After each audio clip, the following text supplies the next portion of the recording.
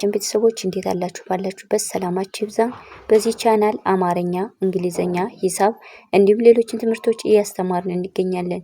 የምናስተምርበት የትምህርት አማራጭ በኢሞ፣ በቴሌግራም፣ በዋትስአፕ፣ በጉግል ሚት በያላችሁበት ቦታ በማንኛውም ሰዓት ሳይገድባችሁ ደውላችሁ መማር ትችላላችሁ። እንዲሁም ለዛሬ ትምህርት ይዤላችሁ የመጣው በአምስተኛ ድምጽ፣ በስድስተኛ ድምጽ እና በሰባተኛ ድምጽ ቃላት መስርቼ ይዤላችሁ መጥቻለሁ። እነዚህ ቃላት የምታዩቸው የቀ ቤተሰቦች ናቸው።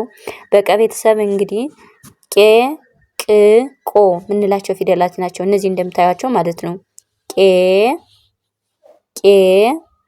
ቅ፣ ቆ በእነዚህ ፊደላቶች እንግዲህ የተለያዩ ቃላቶች አሉ። እነሱን ቃላቶች እንዴት ነው የምንመሰርታቸው ወይም ደግሞ እንዴት ነው የምንጽፋቸው የሚሉትን አንድ ባንድ ነው ማሳያችሁ። ስለዚህ በደንብ አድርጋችሁ እናንተ ቪዲዮ እስከ መጨረሻው መከታተል ይጠብቅባችኋል ማለት ነው። አብዛኛዎቹ ምንድነው በአምስተኛ ድምጽ እንዲሁም በስድስተኛ ድምጽ በሰባተኛ ድምጾች ቃላት ስንመሰርት ትንሽ ይከብዷቸዋልና ለዚያ ጥቅም ወይም ደግሞ ለዛ ያግዛችኋን ብዬ ያሰብኩት ነገር ነው እነዚህን ያዘጋጀውላችሁ ማለት ነው። አሁን ወደ ትምህርታችን።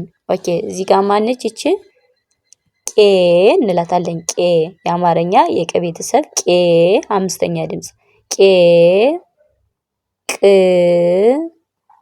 ቆ፣ ቆ። ስለዚህ በእነዚህ ቃላቶችን እናንብባቸው።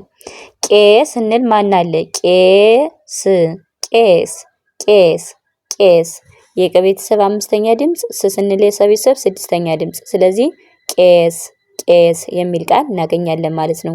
ቀጣዩ ቄሰር፣ ቄሳር፣ ቄሳር፣ ቄሳር። ቄ ማለት የቀ ቤተሰብ አምስተኛ፣ ሳ የሰ ቤተሰብ አራተኛ፣ የረ ቤተሰብ ስድስተኛ። በአንድ ላይ ቄሳር፣ ቄሳር የሚል ቃል እናገኛለን ማለት ነው። ወደ ቀጣዩ ስንሄድ ቄም፣ ቄም፣ ቄም የቀ ቤተሰብ አምስተኛ የመጀመሪያ ድምጽ በአንድ ላይ ቄም፣ ቄም የሚል ቃል እናገኛለን ማለት ነው። ወደ ቀጣዩ ስንሄድ ቂመኛ፣ ቂመኛ፣ ቂመኛ፣ ቂመኛ።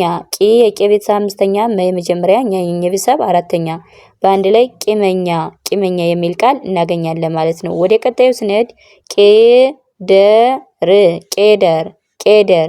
ቄ የቀ ቤተሰብ አምስተኛ ደ የመጀመሪያ ር የረ ቤተሰብ ስድስተኛ በአንድ ላይ ቄደር፣ ቄደር የሚል ቃል እናገኛለን ማለት ነው። ቀጣዩ ቄል፣ ቄል፣ ቄል። ቄ የአምስተኛ ድምጽ ል የመጀመሪያ ቄል፣ ቄለ፣ ቄለ፣ ቄለ የሚል ቃል እናገኛለን ማለት ነው። ወደ ቀጣዩ ስንሄድ እንግዲህ ወደ ስድስተኛ ድምጽ ቅ በምንላት ቅናት፣ ቅናት፣ ቅናት የቀ ቤተሰብ አምስት ስድስተኛ እና የነ ቤተሰብ አራተኛ የተ ቤተሰብ ስድስተኛ በአንድ ላይ ቅናት፣ ቅናት የሚል ቃል እናገኛለን ማለት ነው። ቅመም፣ ቅመም፣ ቅመም የቀ ቤተሰብ አምስት ስድስተኛ የቀ ቤተሰብ ይቺ ስድስተኛ መ የመጀመሪያ ም የመቤተሰብ ስድስተኛ በአንድ ላይ ቅመም፣ ቅመም የሚል ቃል እናገኛለን። ቅጣ፣ ቀጣ፣ ቅጣ፣ ቅጣ።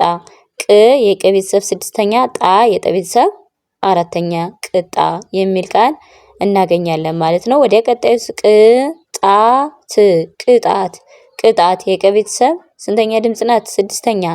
ጣ የጠ ቤተሰብ አራተኛ ተ የተ ቤተሰብ ስድስተኛ በአንድ ላይ ቅጣት፣ ቅጣት የሚል ቃል እናገኛለን ወይ ደግሞ እንመሰርታለን ማለት ነው። ቀጣዩ ቅርብ፣ ቅርብ፣ ቅርብ የቀ ቤተሰብ ስድስተኛ ር የረ ቤተሰብ ስድስተኛ በ ቤተሰብ ስድስተኛ በአንድ ላይ ቅርብ፣ ቅርብ የሚል ቃል እናገኛለን ወይ ደግሞ እንመሰርታለን ማለት ነው። ቀጣዩ ቅዳሴ፣ ቅዳሴ፣ ቅዳሴ፣ ቅድሴ፣ ቅዳሴ። ቅ የቀ ቤተሰብ ስድስተኛ ዳ የረ ቤተሰብ አራተኛ ሴ የሰ ቤተሰብ ስንተኛ?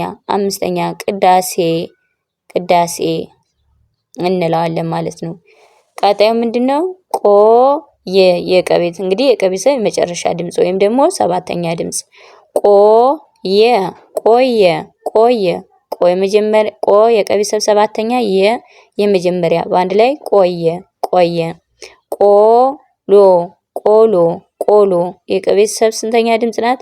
ሰባተኛ ሎ የለ ቤተሰብ ስድስት ሰባተኛ ቆሎ፣ ቆሎ፣ ቆሎ የሚል ቃል እናገኛለን ወይ ደግሞ እንመሰርታለን ማለት ነው። ቆመ ቆመ ቆመ የቀ ቤተሰብ ሰባተኛ ድምፅ መ የመጀመሪያ በአንድ ላይ ቆመ ቆመ የሚል ቃል እናገኛለን ማለት ነው። ቀጣዩ ቆጨው ቆጨው ቆጨው ቆ የቆ ቤተሰብ ስንተኛ ናት ማለት ነው? ሰባተኛ ጨ የመጀመሪያ ው የወ ቤተሰብ ሁለተኛ በአንድ ላይ ቆጨው ቆጨው ቆጨው የሚል ቃል እናገኛለን ማለት ነው። ቆላ ቆላ ቆላ የቀ ቤተሰብ ሰባተኛ ድምፅ ላ የለ ቤተሰብ አራተኛ በአንድ ላይ ቆላ ቆላ ቆጠበ ቆጠበ ቆጠበ ቆየ ሰባተኛ ጠ የመጀመሪያ በ የመጀመሪያ ስለዚህ ምን ይላል? ቆጠበ ቆጠበ የሚል ቃል እናገኛለን ወይ ደግሞ እንመሰርታለን ማለት ነው። እንግዲህ በአምስተኛ ድምፅና በስድስተኛ ድምፅ በሰባተኛ ድምፅ የመሰረትኳቸው ቃላቶች እነዚህ ናቸው። በደንብ አድርጋችሁ እናንተ ምንድነው ማድረግ ያለባችሁ? ቪዲዮን ደጋግማችሁ ማንበብ ይጠበቅባችኋል ማለት ነው። እንዲሁም ያልተማሩ ወይም ደግሞ መጻፍ የማይችሉ ማያነቡ እህቶቻችን፣ ወንድሞቻችን እንዲሁም ልጆቻችን ካለን መማር ይችላሉ ማለት ነው። ቪዲዮውን ላይክ እና ሼር ማድረጋችሁን አትርሱ። ለእናንተ ምንም ነገር የሚቀነስባችሁ ነገር የለም። ለኛ ትንሽ ስለሚያግዘን ነው እንደዛ የምንላችሁ። ስለዚህ በቻላችሁ አቅም የሌሎችም እንደዚህ ያላወቁ ልጆች ወይም ደግሞ መጻፍ የማይችሉ ልጆች እህቶቻችን ናቸው፣ ወንድሞቻችን ናቸው። ላይክ ሼር አድርጉላቸው ማለት ነው ቪዲዮውን። ለዛሬ ቪዲዮ ይህን ይመስላል። ቀጣይ ሌሎችን ደግሞ አዘጋጅቼ ይዤላችሁ ከመመለስ ሰላም ጊዜ፣ ሰላም ቆይታ። ባይ ባይ።